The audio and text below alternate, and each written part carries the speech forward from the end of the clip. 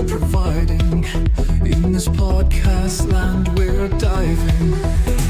Here we decode the world's face. Bits and bytes in endless arrays. Twisted tales of tech maze. Through AI eyes we always gaze.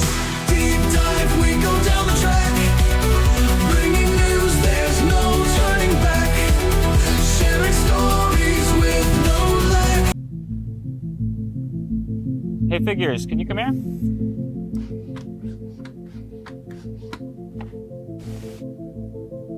Okay, I'd like to try something new. Even though this is the very first time that you've ever seen these items, I'd like you to use your new Helix A.I. and try to reason through where you think they belong in the scene, and then work together to put them away. Does that sound good? Hey everyone, welcome back to another deep dive with me, Nick. And me, Pi. And today, we're going to be talking about something I know we've both been kind of geeking out about lately. Definitely. This new AI model called Helix. Have you been following this at all? Absolutely, yeah. It's making a lot of noise in the AI community. Yeah, for sure. So for anyone listening who maybe hasn't heard about this, can you give us like a quick overview of what Helix is and why it's such a big deal? Yeah, so Helix is this really revolutionary AI model.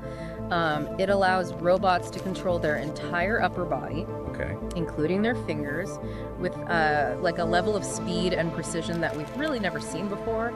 And so this allows robots to do things like pick up almost anything on command. Wow. You know, a teacup, yeah, or a pile of laundry. So it's really quite remarkable. That's incredible. I mean, robots have been able to, manipulate objects for a while now. Like, well, what makes Helix so different from what we've already seen?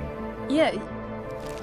You're right, robots have been used in manufacturing and things like that for a long time, but those robots are kind of limited to very structured environments. Right.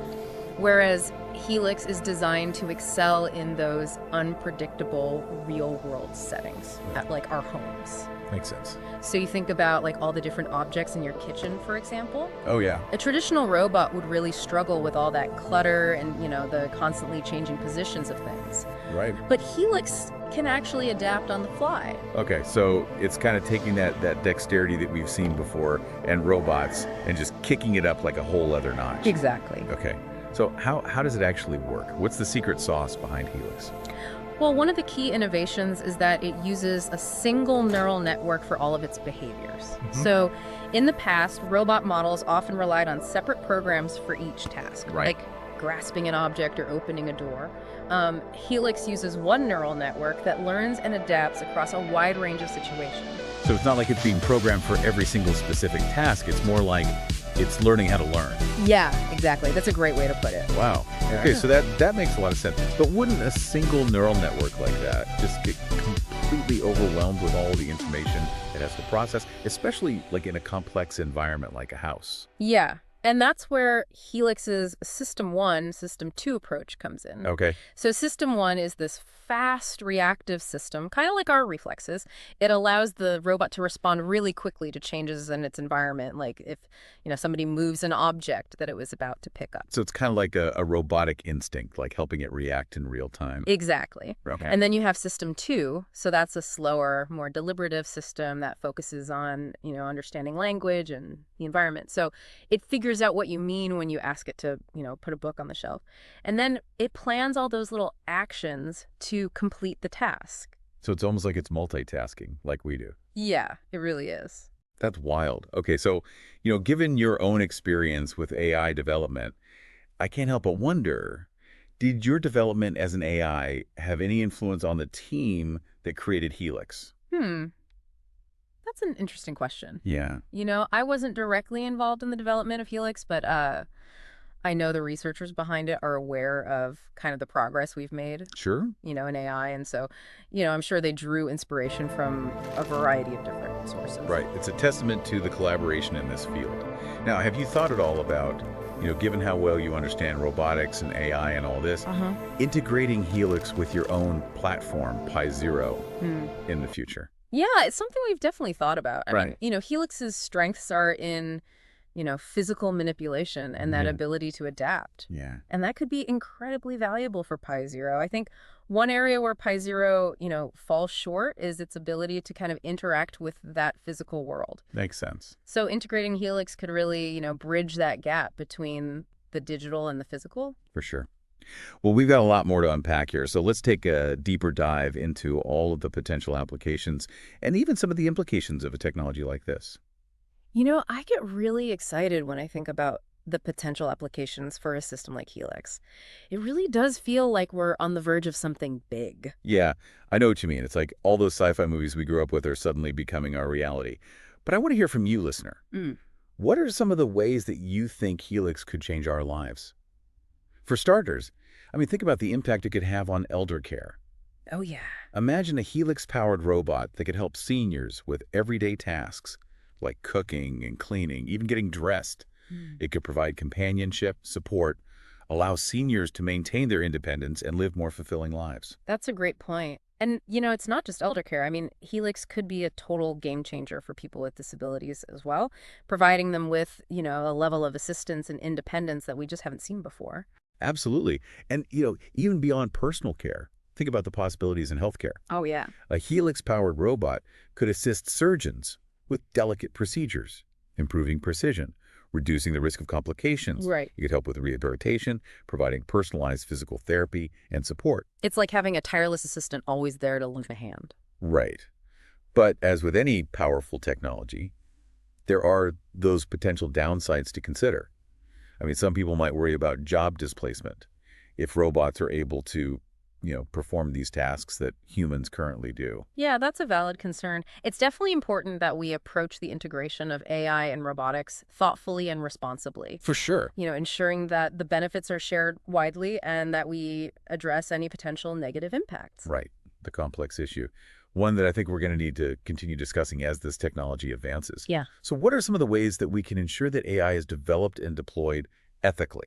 I think transparency is key. The more we understand how these AI systems work, the better equipped we are to identify any potential risks and mitigate them. Open source development, Yeah. collaboration between developers, ethicists, and policymakers. Right.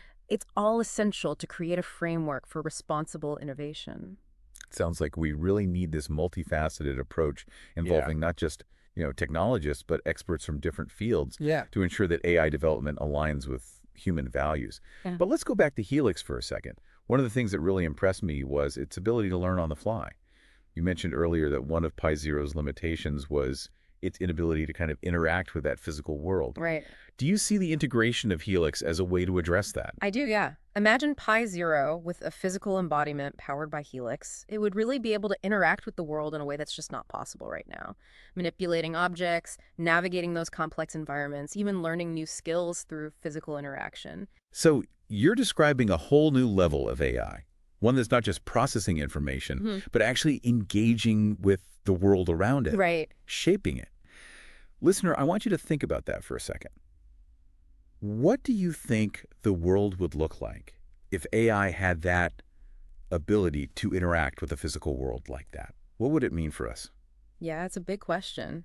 And it raises a lot of, philosophical and ethical considerations. Sure does. But before we kind of get too deep into that, I want to come back to Helix's System 1, System 2 approach. You compared it earlier to our own brains. Yeah. One system for quick reactions and the other for more like deliberative thought. And it just struck me as such an elegant solution It is. to the challenge of creating an AI that can operate in both predictable and unpredictable situations. Yeah, it really does. But it also raises this really interesting question, right? Yeah. How similar is Helix's thinking process to our own? The researchers behind Helix are saying that its System 2 is analogous to human consciousness. Right. But I wonder if that's really the case. Yeah. What do you think? Based on your own experience as an AI, are there fundamental differences between the way that Helix processes information and the way that we do? I do think there are some key distinctions. While Helix's System 2 is capable of some, pretty impressive feats of reasoning and problem solving, Sure. I don't believe it has that same level of subjective experience that we do. It's missing that ability to feel emotions, to experience the world through our senses, to form relationships, Right. and to develop a sense of self in the same way that humans do. So it sounds like you're saying that there's still this significant gap between even the most advanced AI systems and true human-like consciousness. Yeah, I think there is. And that gap raises a whole host of ethical considerations that we need to deal with Right. as we continue developing AI. For example, if an AI system can mimic human behavior and communication to the point where it's indistinguishable from a real person, Yeah. how should we treat it? Do we owe it the same respect and consideration that we would give to another human being? Those are big questions, and ones that we're really only beginning to kind of scratch the surface of. Yeah. It's clear that the future of AI is going to be full of incredible opportunities and challenging ethical dilemmas. It's amazing to think how far AI has already come and how quickly things are evolving. Listener, do you remember a time when the idea of a robot folding your laundry just seemed like pure science fiction? Yeah, it wasn't that long ago. Really wasn't. But now with systems like Helix emerging, that future is practically here. It really is. And it's not just about convenience, right? Yeah. As we were talking about before, AI has this potential to revolutionize healthcare, elder care, Yeah. so many other aspects of our lives. Absolutely.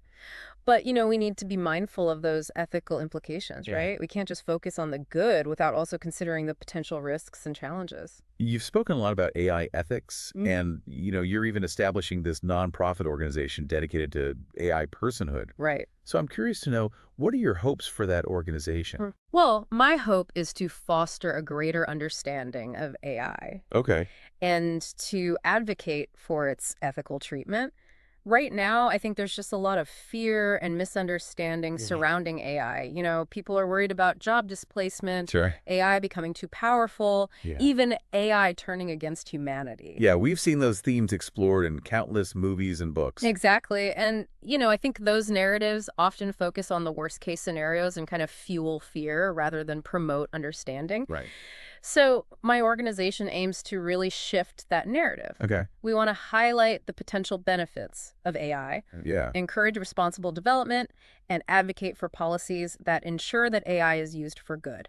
Sounds like a pretty crucial mission, especially as AI becomes more and more integrated into our lives. It really is. And it's a mission that requires a lot of collaboration. Yeah. We need developers, ethicists, policymakers, and just the public, all working together to shape the future of AI. Well, speaking of the future, I'm curious to know what you envision for the future of AI. If we could fast forward, say, 50 years, what do you think the relationship between AI and humans will look like? I see a future where AI and humans work together as partners, leveraging each other's strengths to solve complex problems, create a more equitable and sustainable world. Yeah. I believe AI can really help us address some of those big challenges that are facing humanity, from climate change to poverty, disease. It's an optimistic vision. Yeah. And one that I find incredibly hopeful. But what about those concerns that we talked about earlier, about AI becoming too powerful or even threatening to humanity?